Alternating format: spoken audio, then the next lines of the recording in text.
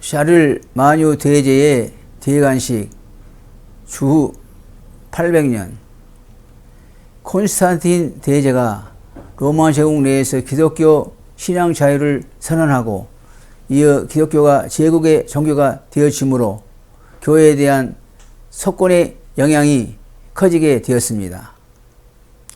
교회는 석권의 영향에서 벗어나려 했을 뿐 아니라 오히려 석권을 지배하려고 했기 때문에 차츰 교회와 국가 간에는 긴장이 생기게 되었습니다. 그 결과 서구 역사에서 종교와 정치는 불가분의 관계를 가져오게 되었습니다. 로마 제국이 무너진 후에도 사람들은 기독교 제국에 대한 생각을 계속 가지게 되었습니다.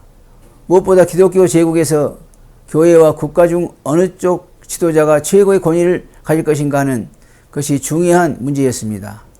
중세 전 기간 동안 이 문제는 심각하게 대두되었습니다. 8세기 중엽의 교황 측은 교황의 우위를 겸하기 위해 콘스탄틴의 증여라는 문서를 제시했습니다.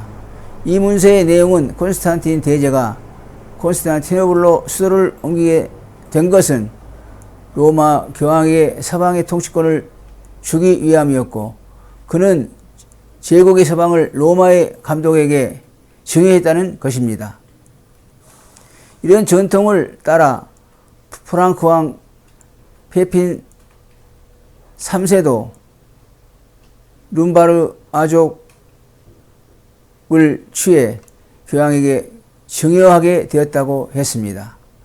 사실 이 문서는 15세기에 로렌조 발라에 의해 유조 문서인 것으로 확인되었습니다. 어쨌든 로마 교황이 그의 최고의 권위를 확보하기 위해 이것을 사용했던 것으로 보아 이는 황제와 교황 사이의 상위 확보를 위한 권력 다툼이 매우 심각했다는 사실을 알 수 있습니다. 771년 찰스 마르텔의 손자인 샤를마뉴가 카롤링거가의 통치자가 되었습니다. 그는 이후 30년 동안 그의 통치 영역을 넓혀 전통적인 통치자로 등장하게 되었습니다. 룸바르트족, 섹슨족, 바바리아족들을 차례로 그의 통치권에 복속시켰습니다. 그래서 그의 통치 영역은 오늘의 프랑스, 벨기에, 네덜란드, 현재 독일의 절반, 오스트리아, 헝가리, 이태리의 반 이상, 스페인 북부를 포함하여 로마 제국 이후 가장 큰 왕국이 건설됐습니다. 그는 정복하는 지역마다 로마 가톨릭의 그 조직을 이식했으며 섹슨족의 땅에 수도원을 세우고 감독을 두었습니다. 로마의 교황은 그의 정복에 선교적인 노력이 동반되고 있음에 크게 기뻐했습니다. 샤를마뉴는 그의 아버지 페핀이 교황에게 한 일을 인정하고 그의 성약을 맺으며 그에 대한 보호를 약속했습니다. 샤를마뉴가 교황 레오 3세를 위해 로마에 소집한 공의회는 사도적 자리는 모든 사람을 판단할 권리를 가지나 누구에 의해서도 판단을 받지 않는다고 선언했습니다. 이로 말미암아 교황은 그의 대적들로부터 오는 모든 비난에서 벗어날 수 있었습니다. 이틀 후인 800년 성탄절의 교황 레오는 성 베드로 성당 제단 앞에 무릎을 꿇는 샤를마뉴의 머리에 황제의 관을 씌워 주었습니다. 이때 모여있던 로마 귀족들과 고위 성직자들은 하나님으로부터 재관을 받는 로마 위대한 평화의 황제 샤를마뉴에게 장수와 승리가 있으라고 외쳤습니다. 이 사건은 샤를마뉴가 프랑스의 왕일 뿐만 아니라 서방 세계의 최고 통치자라는 것을 의미한 것이었습니다. 실상 교황은 이로 말미암아 황제의 권위가 교황으로부터 온다는 것을 보여주고 교황이 최고권을 가지게 되는 교회를 목표했으나 샤를마뉴 황제는 기독교 제국의 중심 세력이 되기를 바랐지만 제국이 교황의 지배 아래에 있는 것은 원하지 않았습니다. 그 결과 교황의 권위와 황제의 권력에 대한 논쟁과 충돌은 중세 전 기간 동안 이어지게 되었습니다.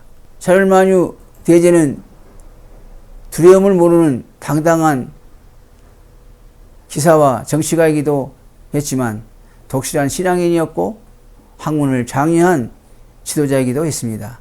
교회가 주는 어떤 명칭은 갖지 않았지만 교회에 능동적인 관련을 가졌습니다. 그에게 교회는 국가의 한 영역이었습니다. 당시 교회가 많은 토지를 소유해 그 재산을 처리하는 일이 문제가 되었을 때 이 문제에도 관심을 가져 가난한 자를 보호하고 교회 재원을 바르게 사용하도록 하였습니다. 순수하고 영적인 기독교를 추구하여 수도원의 외적 개혁과 내적 쇄신을 위해서도 노력했습니다. 예배 의식에도 관심을 가져 그가 좋아하는 그레고리 창가의 사용을 장려했습니다. 그리고 그때까지 산발적으로 사용되어 온 사도신경을 제국 내의 온 교회가 고백하게 하므로 제국 내의 교회 생활의 통일을 촉진시켰습니다. 또한 샤를마뇨는 문해 부흥을 일으킨 제왕이기도 했습니다. 그 시대의 가장 유명한 학자들을 초청하여 문화와 학문에 새로운 활력을 불어넣었습니다. 국가와 교회를 돌볼 지도자를 양성하기 위해 궁정학교를 세우도록 했습니다.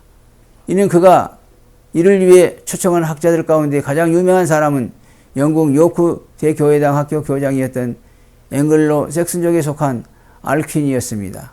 그는 황실의 교사로 궁정도서관을 설립하고 뚜르스 원장이 되어 그곳에 중요한 학교와 도서관을 세우기도 했습니다.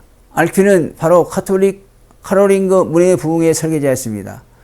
그는 어거스틴 연구가로 고전 기독교 문화의 부흥을 가져왔습니다. 또 그는 할 말을 할 수 있는 당당한 신학자이기도 했습니다. 샤를마뇨 대제에게 그의 권세의 칼을 국가의 정치적 권세를 신앙 가운데 사용하지 말라고 당당하게 말하기도 했습니다. 그래서 그는 교회와 국가의 역할에 관하여 두 칼이란 상징적 용어를 사용해 첫 번째 사람이 되었습니다. 샤를마뇨는 이런 학자들과 함께 고전적 기독교 문화의 부흥을 가져오고 사람들이 책을 읽고 쓸 수도 있도록 교육하는 데 힘을 기울였습니다. 샤를마뇨는 역사상 그 어떤 통치자보다 그 시대의 많은 것을 지배한 사람이었습니다. 그는 참으로 큰 재능을 가진 전사요, 학문의 장려자며 친근한 교회 지도자요, 질서의 유지자였습니다. 그 결과 그는 샤를마뇨 대제라는 이름을 얻게 되었습니다. 들어주셔서 감사합니다.